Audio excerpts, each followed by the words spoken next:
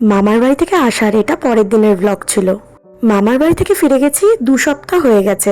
এটা অনেক আগেকার ব্লগ ছিল। আমার ল্যাদের কারণে আমার ভিডিওগুলো পোস্টই করা হচ্ছিল না, আর এডিটও করা হচ্ছিল না।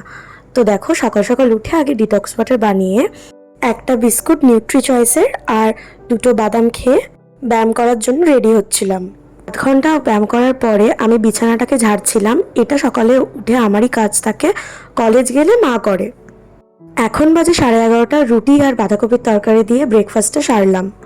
যেহেতু আজকে ছুটিই ছিল, কলেজ যাইনি, তো তাই জন্যে আমি ঘরটাও ঝাড় দিয়ে দিচ্ছিলাম আর ঘরটা মুছেও দিয়েছিলাম। কাজ শেষ হওয়ার পর চান করে চলে এসেছি। এরপর একটু করে নেবো পুজো। অনেক দিন পর পুজো করছি মামার বাড়ি থেকে ফিরে আসার পর। তারপরে ছাদে গেলাম, একটা ব্লিঙ্কিট থেকে ব্লুবেরির প্যাকেট অর্ডার দিয়েছিলাম, তো সেটাই এসছিল, ওটা একটু নিতে গেছিলাম। এখন বাজে মোটামুটি 3টে। খেতে বসে গেছি। আজকে খাবারে অনেক কিছু ছিল, পোস্ত ছিল, আর এটা ঠিক মনে পড়ছে না কি ছিল, আর 2টো পাবদা মাছও ছিল।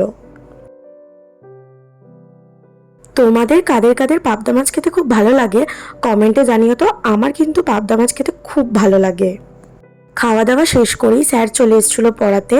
আজকের মতো ভিডিওটা তাহলে এইটুকুই থাকুক, আমি স্যারের কাছে এখন পড়ে নিই।